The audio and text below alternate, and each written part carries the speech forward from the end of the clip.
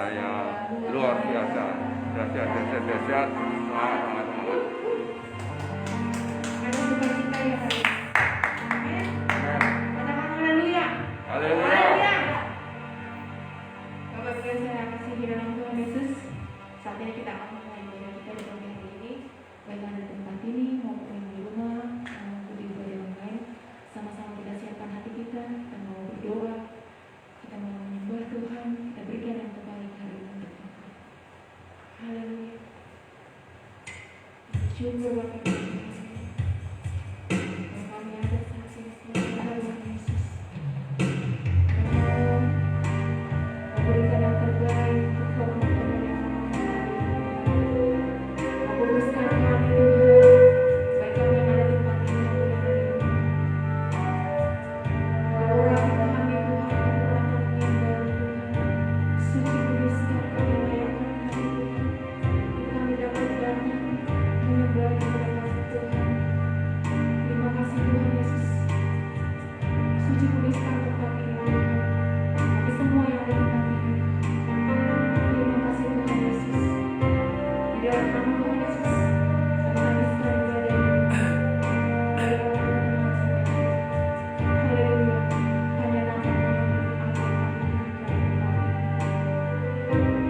kudus Allah Tuhan. Haleluya.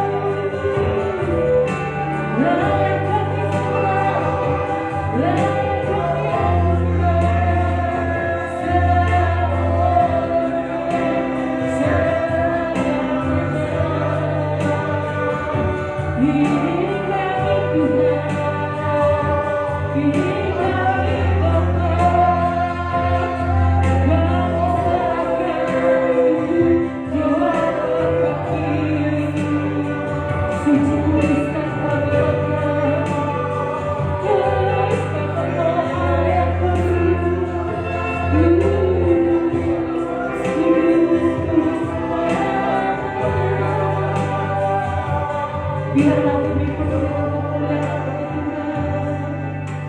Biarlah bumi penuh dengan kemuliaan Oh Yesus, oh Yesus.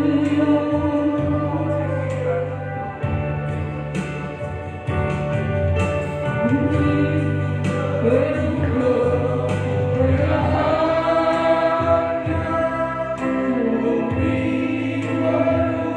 Angkat tangan saudara.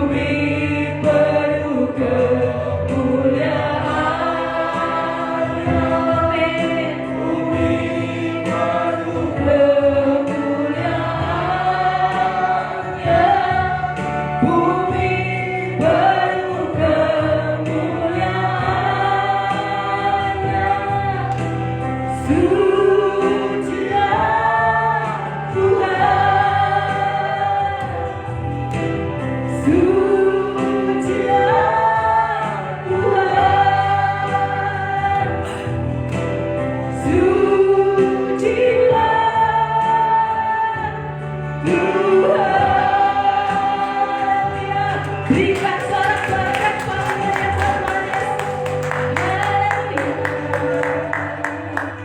Haleluya. Biar bumi penuh dengan kemuliaan.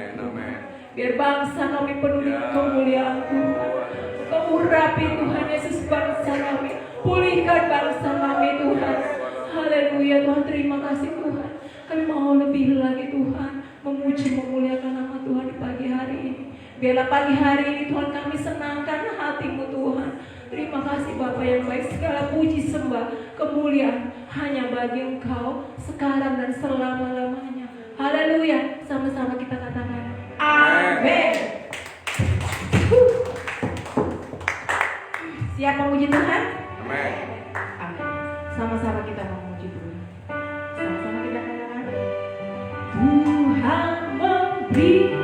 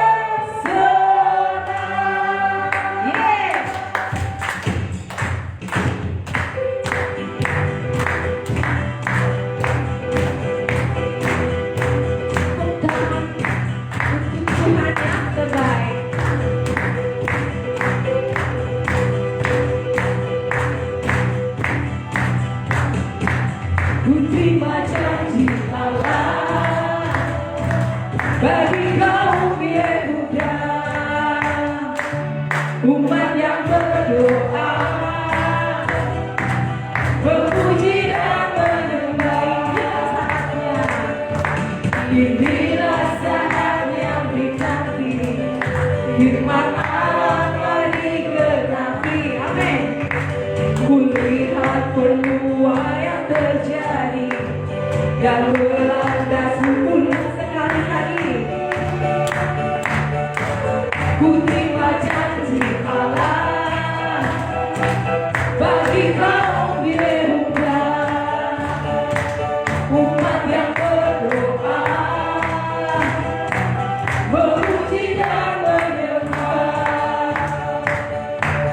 Inilah saat yang dinanti, firman Allah telah digenapi. Kulihat penuai yang terjadi yang melanda seluruh bumi.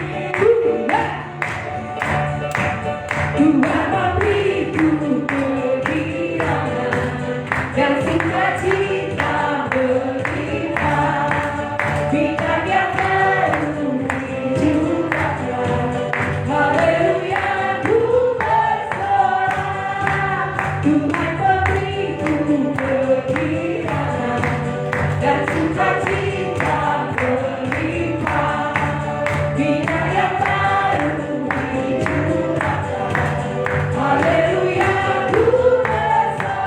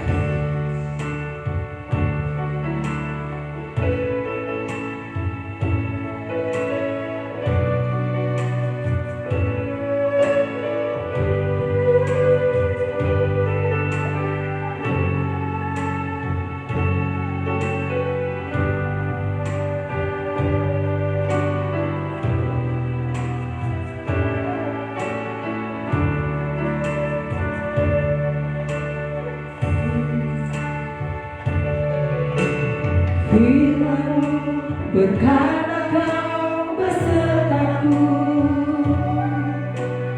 maka kuat roh dan jiwaku.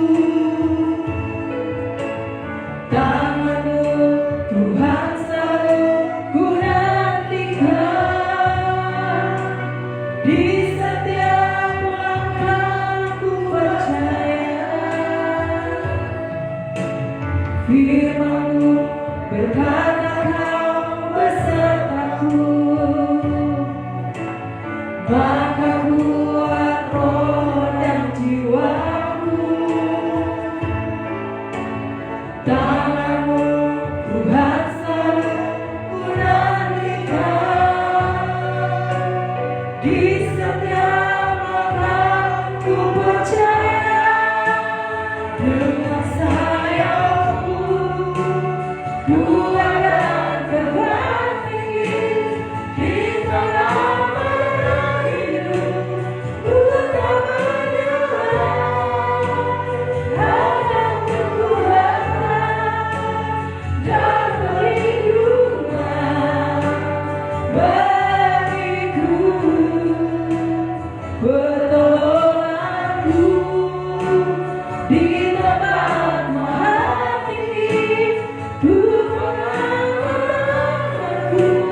aku berserah, yang ku nantikan, Kau yang ku sembah, Yesusku, Rajaku. Ya udah, cuma bangkit berdiri. Dengan sayap-Mu ku akan terbang tinggi di tengah badai hidup. Ku tak menyerah, Kau kekuatan dan perlindungan bagiku. Pertolongan-Mu di tempat maha tinggi. Ku mengangkat aku berserah, Kau ku nantikan, Kau yang ku sembah, Yesusku, Rajaku. Saya persilakan pada Anda.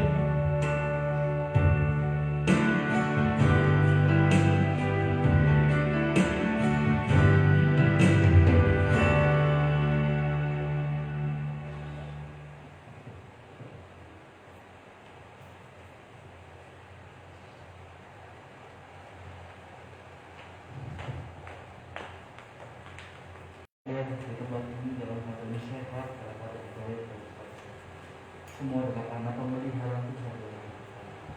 Jadi kasih Tuhan kami mendengarkan apa yang menjadi isi hati Tuhan untuk setiap umat ini.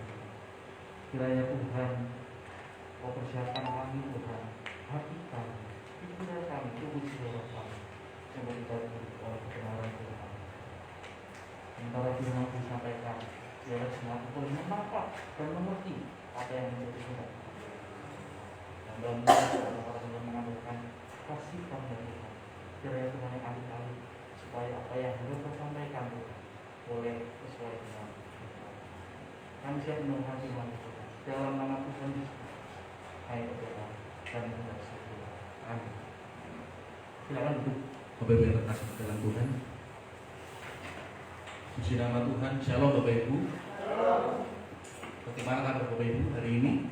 Karena Yesus saya luar biasa, dahsyat. Semangat. Puji nama Tuhan. Haleluya, kita boleh bertemu dalam hari tempat ini maupun Bapak Ibu, saudara terkasih dalam Tuhan yang mengikuti secara live, secara langsung dari rumah. Kita bersyukur oleh karena pemeliharaan Tuhan kita boleh ada sebagaimana kita. Bapak Ibu yang terkasih dalam Tuhan Yesus, langsung saja mengingat waktu yang tidak bisa terlalu panjang, kita akan bersama-sama merenungkan firman Tuhan yang sudah saya persiapkan, yaitu dari Mazmur pasal 23. Mari kita akan buka Alkitab kita bersama-sama dari Mazmur pasal 23. Adalah suatu bagian yang cukup familiar dan cukup terkenal bagian ini, di mana bagian ini atau pasal ini pun juga menjadi salah satu nyanyian. Bapak Ibu kalau tahu lagu Tuhan adalah gembalaku, takkan kekurangan aku. Tentu saja inspirasinya adalah Mazmur 23 ini. Tetapi saya akan fokus yaitu ayatnya yang keempat saja. Karena itulah saya akan memberikan judul atau tema pada hari Minggu ini, yaitu lembah kekelaman. Mengapa lembah kekelaman Bapak Ibu terkasih dalam Tuhan? Apakah ada topik yang lebih asik lagi? Apakah ada topik yang mungkin lebih menarik lagi? Kenapa topiknya terkesan begitu negatif dan terkesan mengerikan? Sebenarnya kalau kita belum tahu, mungkin kelihatannya kesannya negatif dan mengerikan, tapi sebenarnya ada suatu makna yang luar biasa terkait dengan lembah kekelaman ini, yaitu di Mazmur 23 ayat yang keempat. Tapi saya akan bacakan dari ayat yang pertama sampai ayat yang ke-6. Namun kita akan fokus di ayat yang keempat. Mazmur 23, Mazmur Daud. Tuhan adalah gembalaku, takkan kekurangan aku. Ia membaringkan aku di padang yang berumput hijau. Ia membimbing aku ke air yang tenang. Ia menyegarkan jiwaku. Ia menuntun aku di jalan yang benar oleh karena namanya. Sekalipun aku berjalan dalam lembah kekelaman, aku tidak takut bahaya, sebab Engkau besertaku, gadamu dan tongkatmu, itulah yang menghibur aku. Engkau menyediakan hidangan bagiku di hadapan lawanku. Engkau mengurapi kepalaku dengan minyak, pialaku penuh melimpah. Kebajikan dan kemurahan belaka akan mengikuti aku seumur hidupku, dan aku akan diam dalam rumah Tuhan sepanjang masa. Fokus kita pada minggu ini adalah di ayatnya yang keempat, yang berkata demikian. Saya baca sekali lagi. Sekalipun aku berjalan dalam lembah kekelaman, aku tidak takut bahaya, sebab Engkau besertaku, gadamu dan tongkatmu itulah yang menghibur aku. Bapak Ibu terkasih dalam Tuhan Yesus, lembah kekelaman. Apa yang kita pikirkan ketika kita mendengarkan kata lembah kekelaman? Apakah suatu tempat yang mengerikan? Apakah suatu tempat yang menakutkan dan sebagainya? Itu semua adalah gambaran kita. Apalagi kalau kita membaca Mazmur ini. Dalam Mazmur Daud yang sangat terkenal ini, bahkan menjadi lagu ini, dalam ayat di atas ada kata lembah kekelaman. Bapak Ibu terkasih dalam Tuhan. Kebanyakan dari kita pasti mengartikan bahwa lembah kekelaman yang dimaksud Daud adalah masa-masa sulit dalam hidup Daud. Daud adalah tokoh Alkitab Bapak yang terkasih dalam Tuhan Yesus, yang mana diurapi oleh Samuel dan menggantikan Raja Saul sebagai Raja Israel. Namun di dalam hidupnya pun dia mengalami tentu yang namanya kesulitan. Artinya memang betul, memang bisa digambarkan bahwa lembah kekelaman ini adalah saat-saat sulit yang dihadapi Daud, masa-masa sulit yang dihadapi Daud semasa hidupnya. Itu betul, tapi ada makna yang lebih dalam lagi. Bapak Ibu yang terkasih dalam Tuhan Yesus, tentang lembah kekelaman. Ternyata lembah kekelaman tidak hanya kiasan tentang masa-masa sulit yang dialami oleh Daud, tidak hanya sekedar kiasan tentang kehidupan kesukaran yang dialami oleh Daud. Ternyata di dalam Alkitab, lembah kekelaman atau suatu lembah yang kelam itu benar-benar dialami oleh Daud. Artinya secara fisikal. Artinya apa? Sebenarnya suatu lembah yang berkelok-kelok tanpa dapat melihat apa yang terjadi atau siapa yang akan menghadang iman Daudnya. Lembah kekelaman merupakan terjemahan dari NBD, ya dalam bahasa Ibrani atau Injili. Artinya di dalam bahasa asli Alkitabnya. Nah, Bapak Ibu terkasih dalam Tuhan Yesus, artinya Daud tidak hanya sekedar mendapatkan kesulitan di masa hidupnya, tetapi benar-benar melewati yang namanya lembah kelam. Benar-benar melewati yang namanya lembah kelam, tempat yang kelam dan sebagainya. Mengapa kok bisa terjadi? Mengapa bisa demikian? Karena kita tahu pasti dalam kisah Daud, dia sempat mengalami yang namanya pengejaran. Ya nggak Bapak Ibu? Yang pertama dikejar oleh siapa? Saul. Ya kan? Sempat dikejar oleh Saul. Yang kedua dikejar oleh siapa? Anaknya sendiri, Absalom. Ya kan? Karena itulah Daud benar-benar mengalami yang namanya harus melewati tempat yang kelam, tempat yang mungkin gelap dan menakutkan. Nah, beberapa kali Daud harus melewati wilayah dalam bahasa Ibrani NGD ini, yaitu pada saat dia dikejar-kejar oleh, yang pertama Saul, dan juga pada waktu menghindar dari kejaran siapa? Anaknya, Absalom. Apa yang Daud tuliskan dalam Mazmurnya bisa dikatakan tidak cuma sekedar kiasan aku menghadapi masa sulit, tapi aku benar-benar melewati tempat kelam itu. Jadi itu adalah suatu pengalaman pribadi dari Daud sendiri. Daud sendiri punya pengalaman melewati yang namanya tempat yang bisa disebut suatu tempat yang kelam, lembah yang kelam di dalam hidupnya. Jadi nggak cuma sekedar menggambarkan kesulitan hidup Daud, tidak. Betul, tapi ada makna memang benar-benar melewati lembah kekelaman itu. Bapak Ibu yang terkasih dalam Tuhan. Nah, kita bisa lihat bahwa ternyata tokoh Alkitab orang benar seperti Daud pun, walaupun memang dia berdosa, bisa yang namanya mengalami lembah kekelaman. Bapak Ibu yang terkasih dalam Tuhan Yesus. Nah, sekarang kita bertanya-tanya, apa maksudnya lembah kekelaman di dalam Mazmur 23 ayat 4 ini? Apa sih maksudnya? Saya akan langsung saja secara cepat, Bapak Ibu. Lembah kekelaman yang pertama adalah bagian dari kehidupan kita. Bapak Ibu yang terkasih dalam Tuhan, di dalam Ulangan 11 ayatnya 11 mengatakan apa? Saya akan bacakan mungkin setiap kita, atau mungkin terlalu kecil. Ya, saya akan bacakan saja untuk setiap kita. Ulangan 11 ayatnya yang 11 kurang lebih berkata demikian, Bapak Ibu yang terkasih di dalam Tuhan. Tetapi negeri kemana kamu pergi untuk mendudukinya ialah negeri yang bergunung-gunung dan berlembah-lembah, yang mendapat air sebanyak hujan yang turun dari langit. Bapak Ibu yang terkasih dalam Tuhan Yesus, firman Tuhan mengatakan kepada bangsa Israel bahwa negeri yang akan mereka duduki adalah negeri yang apa? Gunung-gunung dan lembah-lembah. Artinya apa? Bahkan bangsa Israel sendiri pun di dalam perjalanannya menuju tanah perjanjian Tuhan harus melewati gunung-gunung dan lembah, dan Tuhan sudah tetapkan demikian. Jadi bisa dikatakan bahwa lembah kehidupan pun, lembah kekelaman pun adalah suatu ketetapan yang sudah ditetapkan untuk setiap orang melewatinya, untuk setiap orang melaksanakannya. Bapak Ibu terkasih dalam Tuhan, karena itu kita bisa melihat bahwa yang namanya lembah itu tidak bisa dihindari. Bapak Ibu terkasih dalam Tuhan, meskipun kita anak Tuhan, betul, meskipun kita anak raja, ya, meskipun kita mendapat kuasa sebagai anak Allah, ya, tetapi ada kalanya lembah di dalam hidup kita harus kita lewati. Bapak Ibu yang terkasih dalam Tuhan Yesus.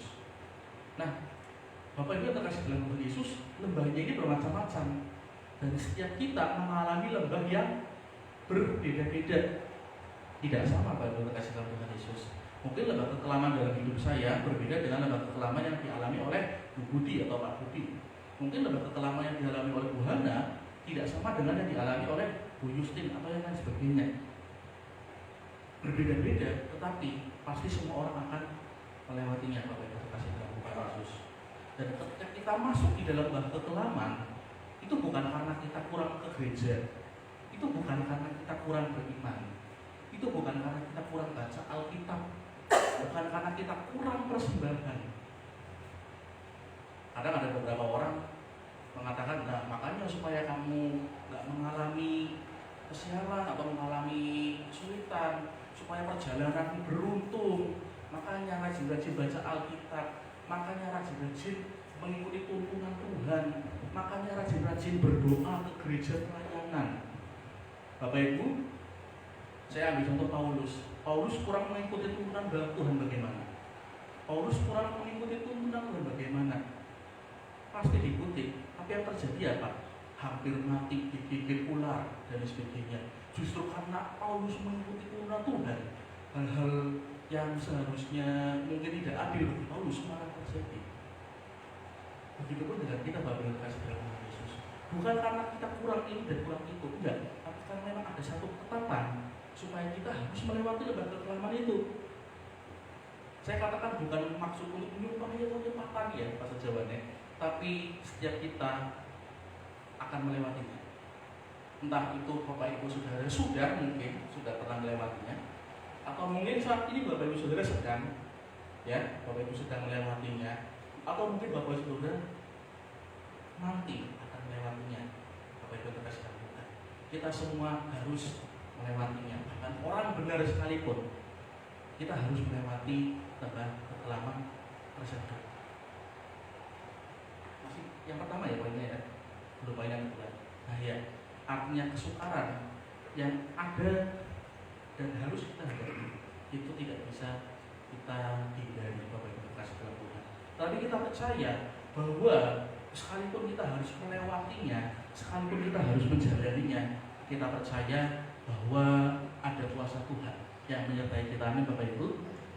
Ada kuasa Tuhan yang memberikan kita kekuatan supaya kita dapat melewati lembah kekelaman tersebut. Jadi Bapak Ibu terkasih dalam Tuhan Yesus, baik Bapak Ibu Saudara yang sudah melewati, baik Ibu Saudara yang sedang melewati ataupun akan melewati lembah kekelaman ini, Saudara harus menyadari bahwa ini adalah bagian dari kehidupan.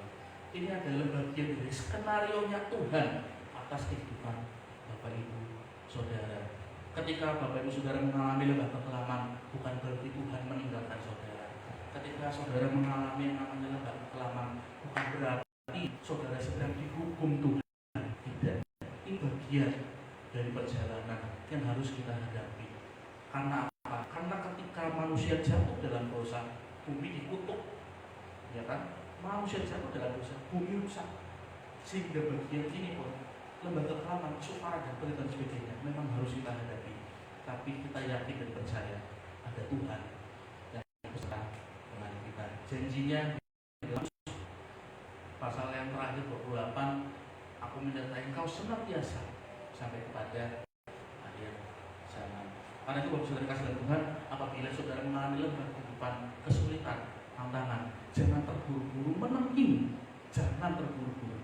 Bisa jadi itu adalah suatu pembelajaran iman supaya kita semakin dewasa dalam Tuhan. Bapak Ibu terkasih dalam Tuhan. Itu poin yang pertama, bahwa lembah kekelaman adalah bagian dari kehidupan. Poin yang kedua, berbicara bahwa lembah kekelaman itu terjadi. Nah, terjadi pada semua orang. Penderitaan itu adil, Bapak Ibu yang terkasih dalam Tuhan. Saya bacakan, hal-hal baik terjadi pada orang jahat dan hal buruk juga terjadi pada orang baik. Kita berada di dunia yang rusak dan hancur. Karena apa? Karena dosa. Sebab itu kita punya masalah. Tidak ada yang kebal dari kesukaran. Adakah Bapak Ibu Saudara di tempat ini maupun Bapak Ibu yang ada di rumah yang hidupnya bebas dari masalah? Halo? Tidak ada? Apakah ada? Tidak ada. Setiap kita tidak kebal dari yang namanya kesukaran maupun masalah, Bapak Ibu yang terkasih dalam Tuhan Yesus.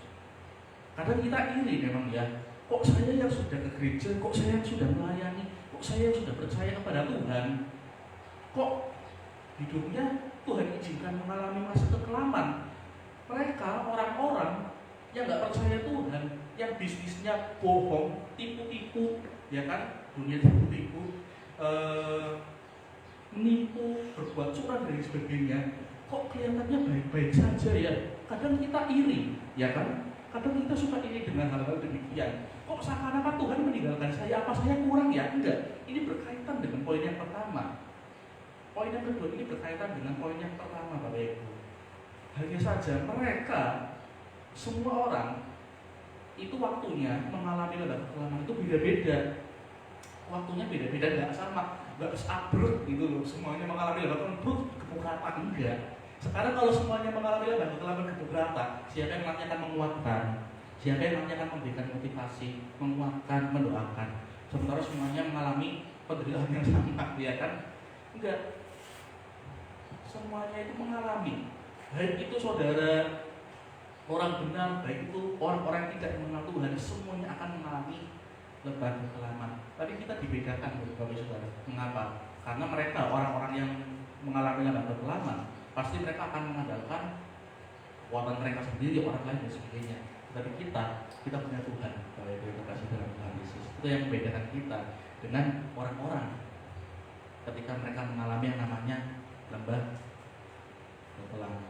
Artinya apa? Semuanya, kita semua, kita pasti akan dilanda oleh hal tersebut. Tidak ada yang mengarungi hidup ini tanpa masalah kehidupan. Hanya orang yang sudah meninggal saja yang sudah tidak punya masalah. Itu nanti masalahnya adalah pertanggungjawaban di kekekalan. Bapak Ibu yang kasih dalam Tuhan Yesus. Karena itulah Mazmur pasal 34 ayat 19 mengatakan demikian, kemalangan orang benar banyak.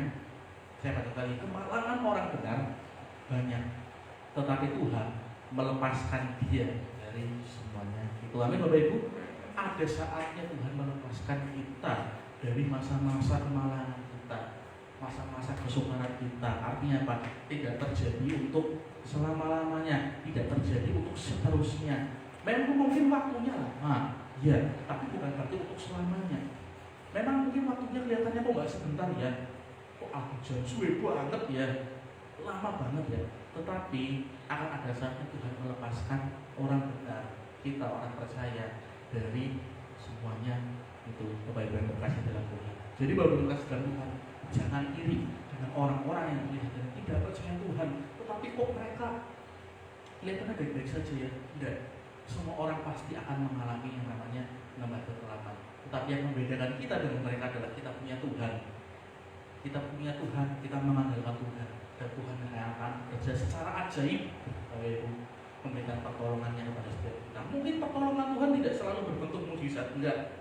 Mungkin tidak selalu berbentuk yang mukjizat dan sebagainya, tapi bisa berbentuk kekuatan. Saudara dengan kekuatan, atau bisa berbentuk hikmat dan sebagainya, atau mungkin mukjizat itu sendiri. Karena kita percaya masih terjadi sampai sekarang ini, Bapak Ibu berkasih Tuhan. Macam-macam untuk pertolongan Tuhan. Tapi kita percaya ketika kita mengalaminya, kita pasti akan tolong Tuhan.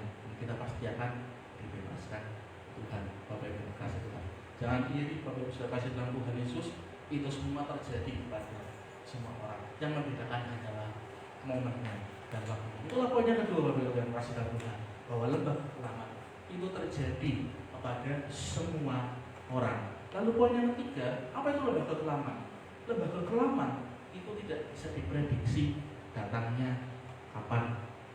Tidak bisa diperkirakan, Bapak Ibu kasih dalam Tuhan Yesus. Faktanya yang namanya lembah kekelaman itu datang biasanya Bapak Ibu kasih dalam Tuhan Yesus, itu waktu kita malah dalam keadaan tidak siap, ya kan? Ada kan yang mungkin dalam keadaan siap sangat sedikit sekali, tapi banyak kan biasanya lembah kekelaman, tantangan dan sebagainya itu hadir dalam hidup kita dalam keadaan kita ini tidak siap. Coba kalau ada persiapan dulu ya, jadinya nggak kaget gitu ya. Tapi tidak bisa Bapak Ibu kasih Tuhan Yesus. Yang namanya lembah kekelaman, kalau memang waktunya hadir, kita nggak harus tahu. Kita nggak harus tahu kapan hadirnya. Tapi kalau memang waktunya harus hadir, waktunya harus ada dalam hidup kita mau nggak mau harus terima. Tidak ada yang dapat memprediksi kapan datangnya, Bapak Ibu yang terkasih dalam Tuhan. Karena itu Bapak Ibu yang terkasih dalam Tuhan Yesus, Amsal 27 ayat pertama mengatakan apa? Janganlah memuji diri karena esok hari, karena engkau tidak tahu apa yang akan terjadi hari itu. Kita diingatkan supaya kita waspada, Bapak Ibu terkasih dalam Tuhan Yesus. Kita diingatkan supaya kita berjaga-jaga. Walaupun memang kita mungkin nggak tahu apa yang terjadi besok hari. Apakah besok hari saya akan mengalami masalah? Apakah besok hari saya akan mengalami yang namanya crash? Mungkin dengan orang kesalahpahaman dan sebagainya. Kita nggak tahu apa yang terjadi pada hari esok. Ada salah satu nyanyian kidung semangat atau nyanyian kidung baru ya, yang liriknya mengatakan, tak ku tahu kan hari esok, namun langkahku tenang, bukan suryaku. Mama saya hafal sih. Soalnya dulu kayak kali. Saya agak apa ya, dikit-dikit hafal. Tapi kurang lebih begitu nyanyiannya mengatakan demikian. Kita nggak tahu hari esok itu akan terjadi seperti apa. Kita nggak tahu, tetapi kita percaya bahwa tangan Tuhanlah yang memegang hari-hari kita. Hari-hari hidup kita ada di tangan Tuhan, Bapak Ibu terkasih dalam Tuhan. Sekalipun waktunya nanti datang secara tiba-tiba, Bapak Ibu kasih dalam Tuhan Yesus, kita memang tidak bisa memprediksi, tetapi kita mau nggak mau harus terima. Tapi kita percaya bahwa Tuhanlah yang pegang hari-hari kita di tangan Tuhan. Karena itu Bapak Ibu kasih dalam Tuhan Yesus, kita diingatkan di dalam poin yang ketiga ini, karena kita tidak bisa memprediksi lembah kelamaan itu kapan datang, kita harus tetap berjaga-jaga dengan cara apa, saudara? Dengan merenungkan firman Tuhan, dengan berdoa, dengan bersekutu. Mungkin Bapak Ibu Saudara yang ada di rumah tidak perlu bersama-sama. Bapak Ibu Saudara yang mungkin masih waspada dan takut dengan COVID-19 ini, tidak apa-apa, tetap bersekutu dengan keluarga Bapak Ibu Saudara. Dan setiap kita pulang kembali ke rumah, kita tetap berdoa kepada anggota keluarga kita, bersekutu bersama-sama, memuliakan nama Tuhan. Itu adalah supaya kita berjaga-jaga, supaya kita menjaga diri kita akan hari esok yang kita tidak ketahui. Bapak Ibu terkasih dalam Tuhan, supaya ketika lembah kekelaman itu Tuhan izinkan datang, kita sudah kuat duluan untuk menghadapinya bersama dengan penyertaan Tuhan. Bapak Ibu terkasih dalam Tuhan, itulah poin yang ketiga, Bapak Ibu terkasih dalam Tuhan. Lembah kekelaman itu tidak bisa diprediksi. Kalau kita perhatikan dari poin pertama sampai poin yang ketiga ini kelihatannya negatif semua ya. Tapi di poin yang keempat ini ternyata ada angin segar bagi kasih Tuhan. Di poin yang keempat ini ternyata lembah kekelaman itu hanya sementara. Hanya sementara bagi kasih Tuhan Yesus. Tidak lama. Waktunya tidak selamanya. Ada apa ya? Kalau ibaratnya tanggal itu ada expire-nya ya, Bapak Ibu kasih dalam Tuhan. Kita tidak akan tinggal di dalam lembah kekelaman untuk selama-lamanya. Mengapa? Karena gembala yang baik tidak akan membiarkan dombanya hidup di dalam suatu tempat yang kelam, menakutkan dan sebagainya. Enggak. Tuhan sebagai gembala yang baik akan membawa kita melewatinya. Jadi kita tidak akan tinggal pada dalam lembah kekelaman. Sebab penderitaan ringan yang sekarang ini mengerjakan bagi kami kemuliaan kekal yang melebihi segala-galanya, jauh lebih besar daripada penderitaan kami. Yang mengatakan ini siapa, Bapak Ibu? Paulus. Mengapa Paulus bisa mengatakan demikian? Karena di dalam pelayanannya Paulus sudah terbiasa mengalami namanya kesukaran dan penderitaan. Dan Paulus mengatakan penderitaan tersebut apa? Ringan, Bapak Ibu kasih dalam Tuhan. Ya kan, kadang memang kita sering berkata bahwa aduh, masalah saya kok berat sekali ya. Wah, penderitaan saya kok berat sekali ya. Seakan-akan kalau saudara mengatakan demikian, saudara menjadikan diri saudara sebagai pusat atau center dari kehidupan ini. Seakan-akan semua orang, semua pusat kehidupan harus berpusat kepada saudara bahwa wah, semuanya yang saya alami, penderitaan ini, masa-masa yang sukar ini sedang saya alami, rasanya sangat berat. Tapi Paulus mengatakan apa? Siapa sih kita kalau dibandingkan dengan Paulus? Paulus mengatakan penderitaan yang ringan yang sekarang ini mengerjakan kemuliaan kekal. Dengan begini, saudara yang terkasih dalam Tuhan Yesus, penderitaan kita ternyata selama di dunia ini,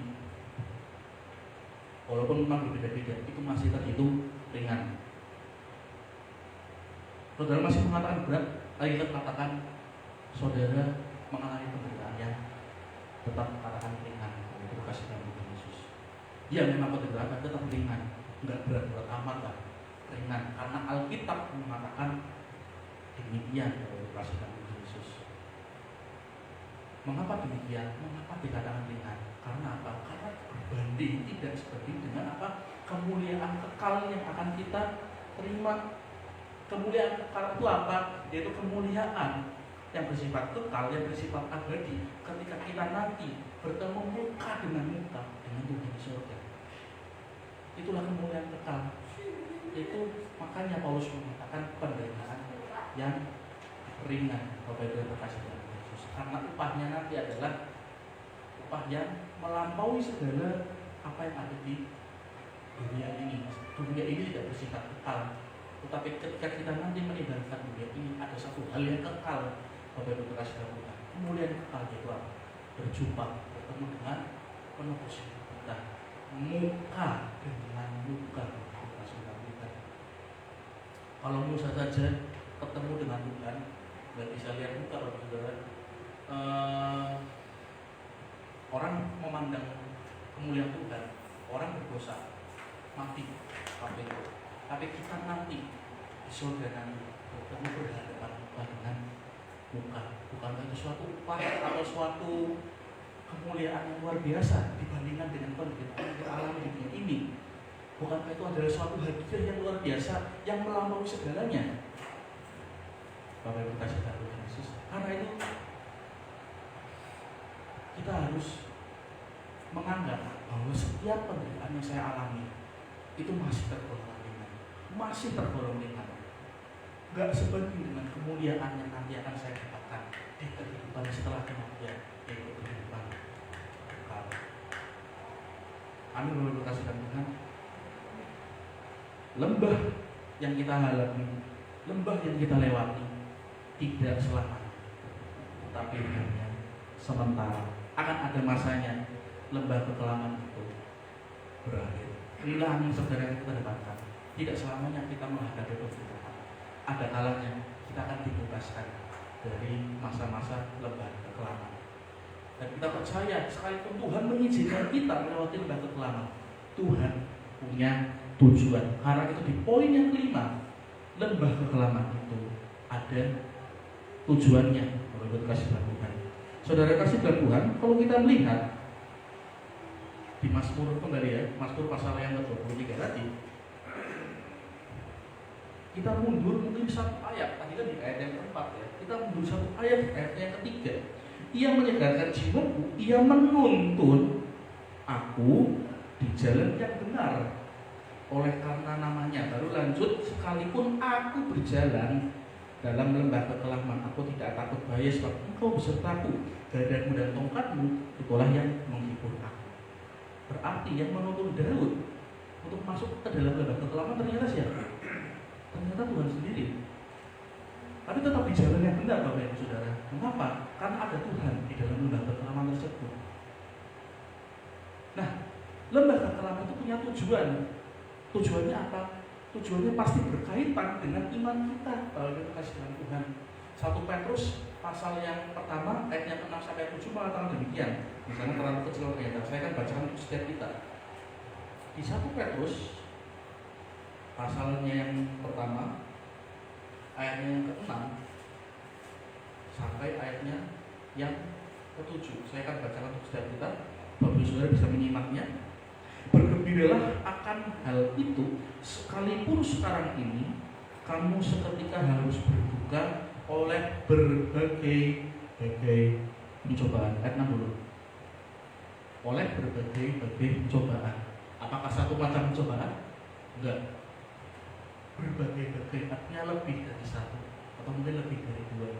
Jadi yang namanya lembah kekelaman, kehidupan, tantangan dan sebagainya enggak cuma satu kali Bapak Saudara. Ada masanya berkali-kali. Ada masanya lembah kekelaman ini selesai, kita mungkin dalam keadaan tenang, dalam keadaan baik-baik saja, besoknya kita mengalami lembah kekelaman lagi. Tapi Petrus mengatakan apa? Bergembiralah akan hal itu. Loh kok suruh bergembira? Karena ada kaitannya di ayat yang ke-7. Ayat 7 mengatakan apa? Maksud semuanya itu ialah untuk membuktikan kemurnian imanmu yang jauh lebih tinggi nilainya daripada emas yang fana, yang diuji kemurniannya dengan api, sehingga kamu memperoleh puji-pujian dan kemuliaan dan kehormatan pada Yesus Kristus menyatakan dirinya. Maksudnya Pak Saudara kasih Tuhan Yesus, ternyata lembah kekelaman yang Tuhan izinkan terjadi, pencobaan atau mungkin tantangan masalah yang Tuhan izinkan terjadi, dan kita harus bergembira. Maksudnya apa? Untuk membuktikan kemurnian iman kita, supaya iman kita dimurnikan. Bahkan perbandingannya dengan apa Bapak Saudara? Dengan emas, suatu nilai atau suatu benda yang paling yang bisa dikatakan hal yang mahal, tetapi dikatakan oleh Rasul Petrus jauh lebih tinggi nilainya daripada emas. Jadi kemurnian iman kita dibandingkan dengan emas nilainya lebih tinggi.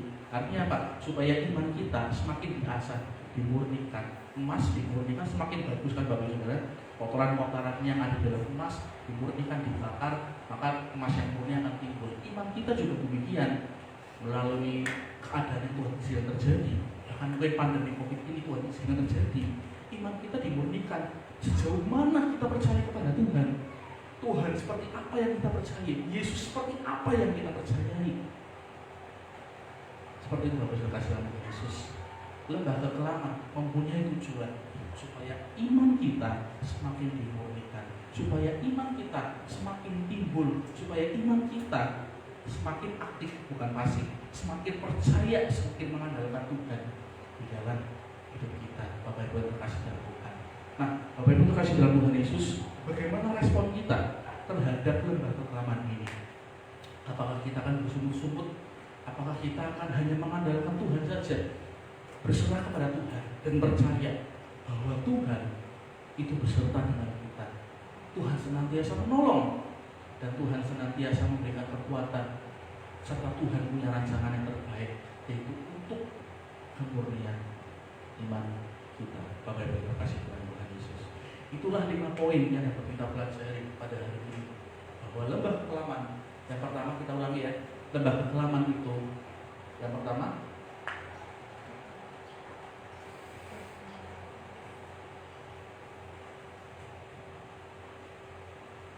adalah bagian dari kehidupan. Semua orang akan mengalaminya. Yang kedua, lembah kekelaman terjadi pada semua orang.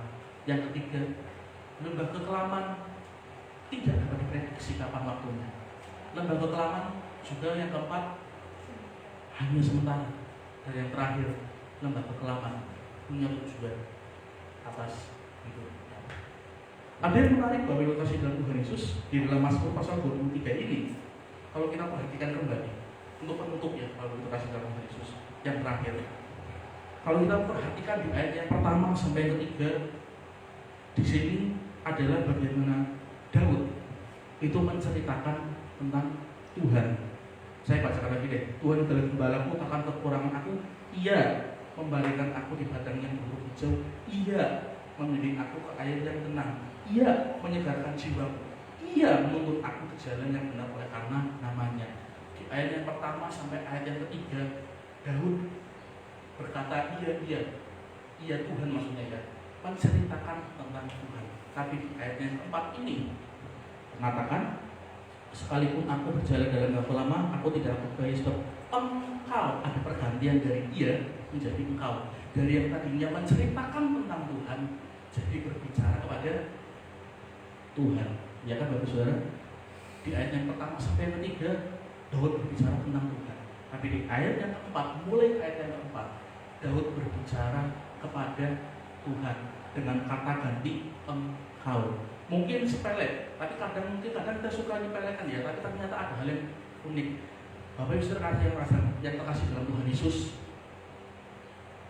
di dalam lembah kekelaman, mari kita tetap bangun hubungan kita dengan Tuhan. Semula kita memuliakan nama Tuhan melalui puji-pujian dan sebagainya. Kita bersaksi menceritakan tentang Tuhan. Tapi jangan lupa, ketika dalam melalui lembah kekelaman, kita juga harus berkomunikasi dengan Tuhan. Ada suatu relasi hubungan dengan Tuhan. Bapak terkasih dalam Tuhan. Berkaitan dengan relasi, Bapak terkasih dalam Tuhan Yesus, relasi manusia dengan Allah itu awalnya rusak, tetapi karena pengorbanan Kristus Yesus di atas kayu salib, relasi manusia dengan Allah menjadi terhubung kembali, menjadi baik kembali. Kita bersyukur kita yang hidup sekarang ini oleh karena kemuliaan Tuhan, kasih karunia Tuhan, melalui penyelamatannya di atas kayu salib, kita dapat berelasi dengan baik lagi dengan Tuhan. Kita dapat berelasi dengan bebas, kita dapat berelasi tanpa diikat oleh waktu. Kita dapat berelasi dengan Tuhan, bahkan menyebutnya dengan panggilan Bapa. Sekarang pertanyaannya, apa yang menjadi masalah sehingga kita mungkin di dalam kehidupan kita sulit membangun relasi dengan Tuhan? Apakah mungkin kita belum percaya sepenuhnya kepada Tuhan? Apakah mungkin masih ada keraguan dalam hidup kita, hati kita? Mari kita kekuatan kepada Tuhan supaya Tuhan menuntun kita untuk dapat percaya padanya dengan sepenuhnya. mengasihi Tuhan dengan segenap akal, budi, pikiran, dan kekuatan. Karena itu poin yang terpenting, poin tambahan selain 5 poin tersebut di dalam lembar pengalaman pun tetap jaga relasi kita dengan Tuhan. Ia sudah korbankan nyawanya supaya kita dan Allah diperdamaikan dan mempunyai relasi. Maka yang sekarang hidup sampai sekarang ini, mari kita tetap bangun relasi kepada Tuhan. Itulah yang dapat saya bagikan untuk setiap kita sebagai terkasih Tuhan Yesus. Kita akan menerima perjamuan kudus. Mari kita tutup Alkitab kita. Kita akan persiapkan hati pikiran kita kepada Tuhan. Dan saya akan langsung serahkan kepada pelayan perjamuan kudus.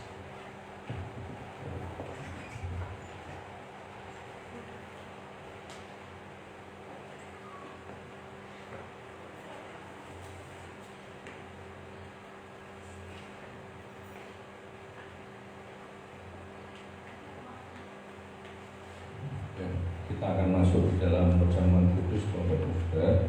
Saya undang petugas perjamuan kudus untuk maju ke depan.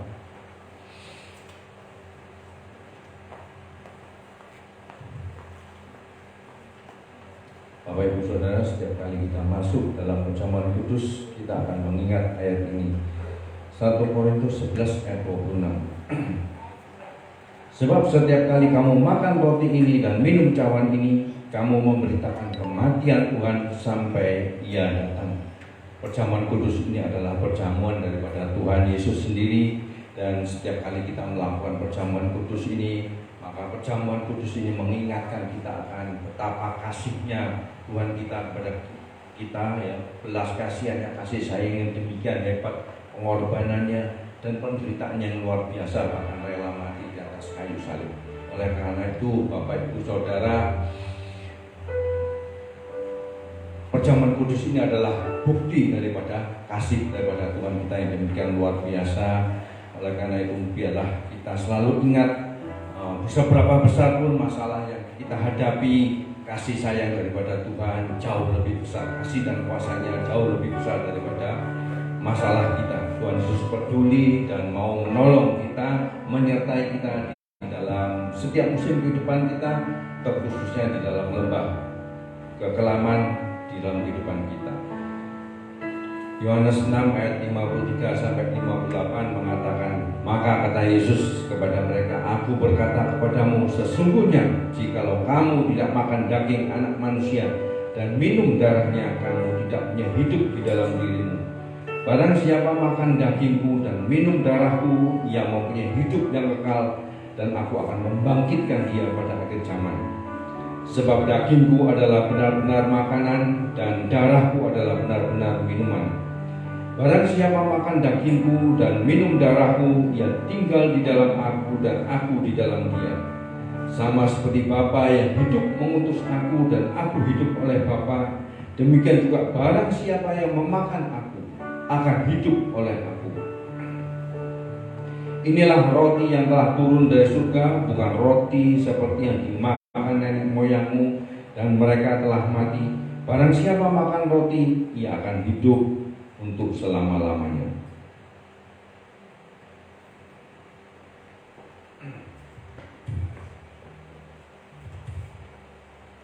Bapa kami, di dalam nama Tuhan Yesus, Tuhan, kami ucap syukur ya Tuhan.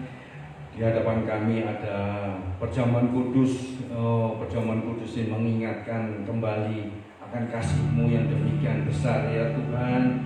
Engkau yang bertahta di surga rela turun ke bumi, Engkau yang tanpa dosa rela dijadikan berdosa untuk menebus dosa-dosa kami ya Tuhan. Oh, bahkan Engkau rela menderita dengan demikian luar biasa, bahkan mati untuk kami, agar pada saat penebusan ini kami boleh menjadi anak-anak-Mu yang beroleh hak untuk menerima janji-janji-Mu ya Tuhan. Terima janji penyertaan-Mu, hikmat-hikmat-Mu, tuntunan bimbingan-Mu di dalam setiap musim kehidupan kami, terkhusus dalam lembah-lembah kekelaman kami ya Tuhan. Terima kasih ya Tuhan. Oleh karena itu, sebelum kami terima perjamuan kudus ini, kami mau membereskan seluruh kehidupan kami Kami mau minta ampun, mohon pengampunan daripada-Mu. Oleh karena itu Bapak Ibu Saudara, mari kita berdoa secara pribadi kepada Tuhan untuk mohon pengampunan secara pribadi. Bapa kami dalam nama Tuhan Yesus, Engkau melihat kami semua anak-anak-Mu di sini. Kami mohon ampun atas semua dosa-dosa kami yang sengaja maupun yang lalai. Ampuni kami ya Tuhan, dan kami percaya kasih pengampunan-Mu tercurah dari surga ya Tuhan. Dan kami juga mau melepaskan pengampunan kepada orang-orang yang bersalah kepada kami, terkhusus untuk hamba-Mu yang melayani. Engkau juga memberikan pengampunan ya Tuhan, menyucikan, menyuduskan, dan Engkau melayakkan hamba-hamba-Mu untuk boleh melayani perjamuan kudus ini. Terima kasih ya Tuhan. Di hadapan kami ini adalah roti dan anggur biasa. Biarlah Engkau yang mengurapi sendiri sehingga boleh menjadi tubuh dan darah Kristus. Dan kami sungguh percaya melalui perjamuan kudus ini, melalui tubuh dan darah Kristus ini, Engkau rindu untuk manunggal bersama dengan kami ya Tuhan. Engkau rindu untuk dikenal lebih dekat lagi, mempunyai hubungan yang lebih intim dengan-Mu ya Tuhan. Dan kami percaya tentunya juga Engkau akan menyertai, memberkati seluruh aspek kehidupan kami. Engkau memberikan kesehatan, berkat di dalam pekerjaan, keuangan, dan seluruh aspek kehidupan kami. Dalam nama Tuhan Yesus kami sambut perjamuan kudus ini. Amin.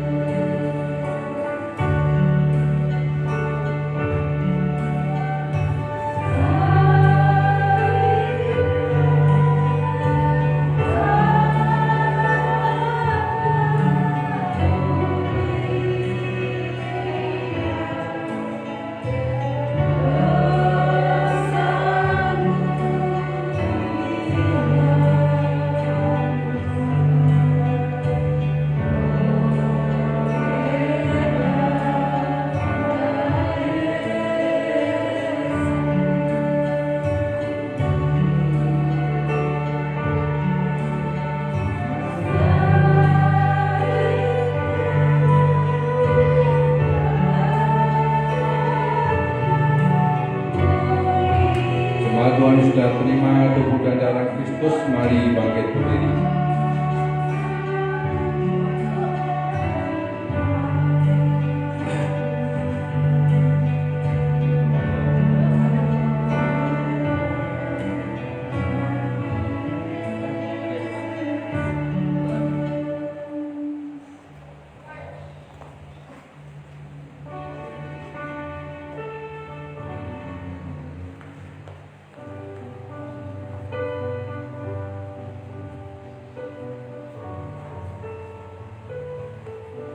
Sebab apa yang telah kuteruskan kepadamu telah aku terima dari Tuhan, yaitu bahwa Tuhan Yesus pada malam waktu Ia diserahkan mengambil roti, dan sesudah itu Ia mengucap syukur atasnya, Ia memecah-mecahkannya dan berkata, jemaat Tuhan angkat roti tinggi-tinggi di atas kepala.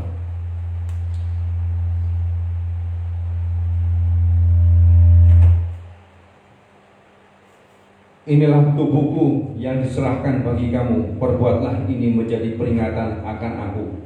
Bukankah roti yang kita pecah-pecahkan adalah persekutuan dengan tubuh Kristus?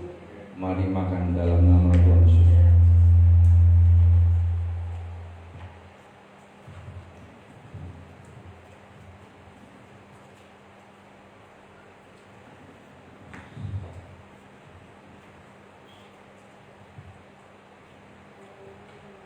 Demikian juga ia mengambil cawan sesudah makan lalu berkata, jemaat Tuhan angkat anggur tinggi-tinggi di atas kepala. Cawan ini adalah perjanjian baru yang dimeteraikan oleh darahku. Perbuatlah ini setiap kali meminumnya menjadi peringatan akan aku. Bukankah cawan pengucapan syukur yang atasnya kita ucapkan syukur adalah persekutuan dengan darah Kristus? Mari minum dalam nama Tuhan.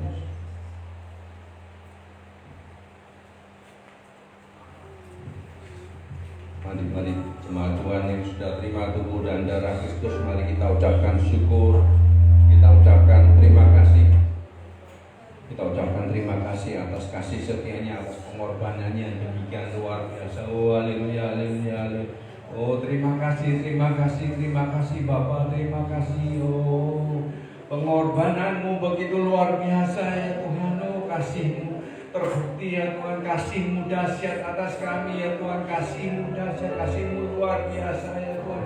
Terima kasih. Oh karena kasih-Mu ya Tuhan, itulah yang menebus kami sehingga kami boleh menjadi anak-Mu yang terima janji-janji-Mu ya Tuhan. Terima penyertaan-Mu, terima hikmat-Mu, tuntunan, bimbingan-Mu, kekuatan ya Tuhan di dalam kami menghadapi masalah-masalah dalam kehidupan kami ya Tuhan. Kasih-Mu itulah yang kami bertahan bahkan menang di dalam setiap musim kehidupan kami. Oh terima kasih penyertaan-Mu dan demikian luar biasa kekuatan yang Kau berikan masa lebaran tahun 8 itu sungguh berharga bagi kami.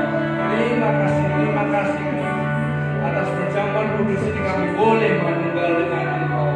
Terima kasih ya Tuhan, bersama-Mu kami sanggup melakukan segala perkara, bahkan menjadi pemenang, bahkan lebih daripada pemenang di dalam kehidupan kami. Terima kasih dalam nama Tuhan Yesus. Amin.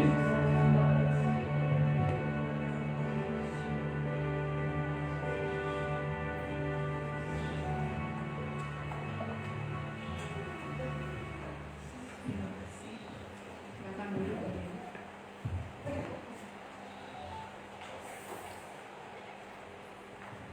Kita akan masuk dalam persamaan. Kita tunjukkan bagi kita berdoa. Bapa yang baik, kami bersyukur Tuhan di pagi hari ini Tuhan. Kalau kami sudah menerima firman-Mu Tuhan, kami juga Tuhan sudah menyatu dalam tubuh dan darah Tuhan. Kami bersyukur Tuhan untuk berkat Tuhan yang kami terima di pagi hari ini Tuhan. Kami percaya Tuhan Yesus bahwa kami sudah dimenangkan, kami sudah dipulihkan, kami sudah disembuhkan dengan tubuh dan darah-Mu Tuhan.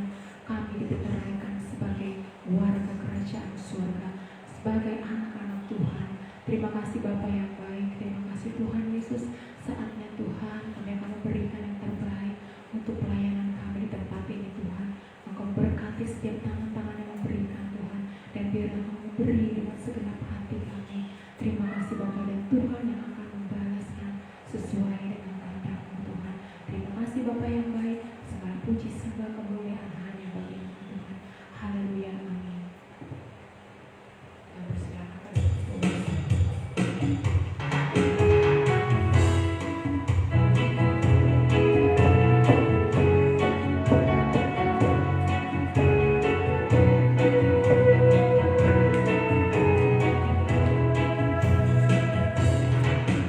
Ada satu suaraku yang senyap,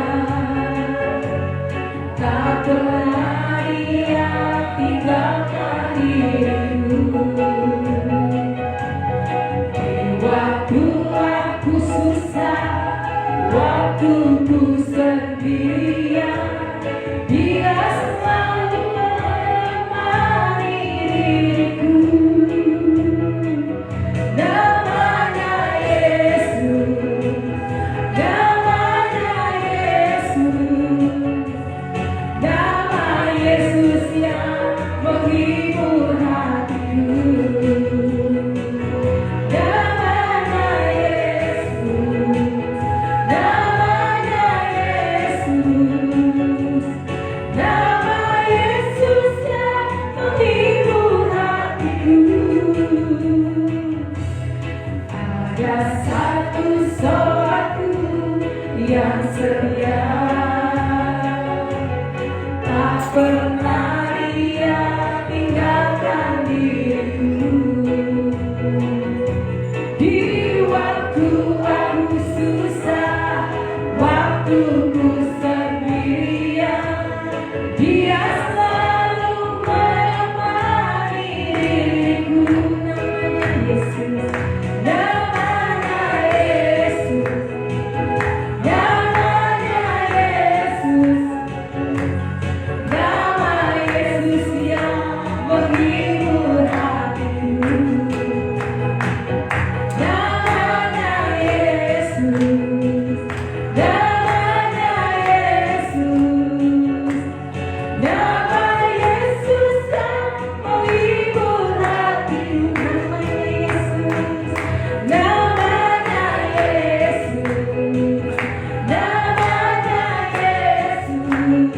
Yesus, nama Yesus yang menghibur hatiku. Namanya Yesus,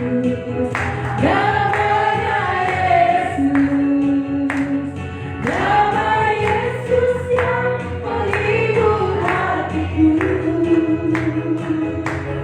Nama Yesus yang menghibur hatiku. Nama Yesus yang menghibur hatiku. Siapa peranan?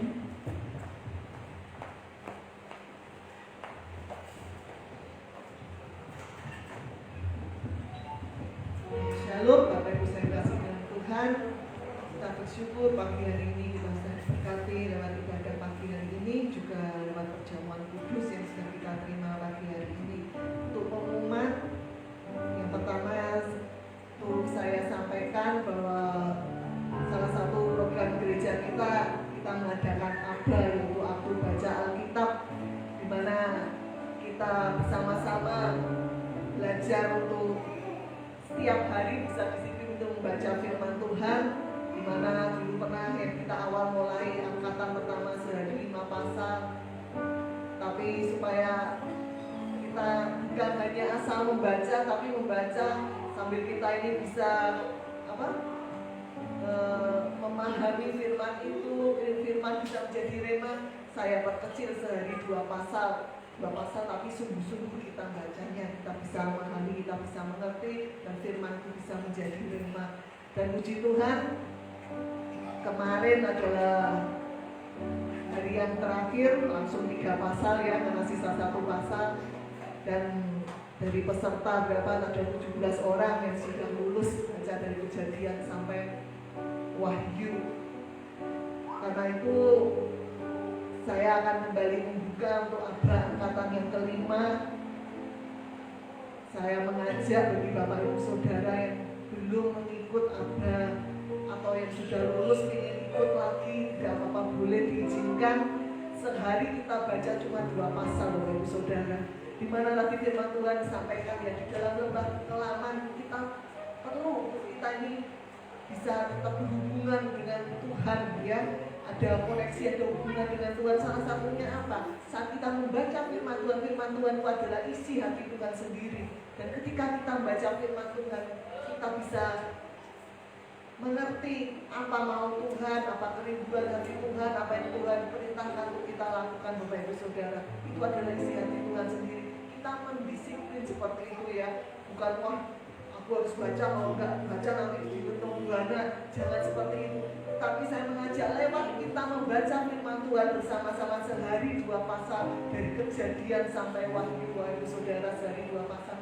Di situ kita belajar untuk disiplin, kita bisa membaca firman Tuhan setiap hari. Amin. Bapak Ibu Saudara, saya akan buka kembali.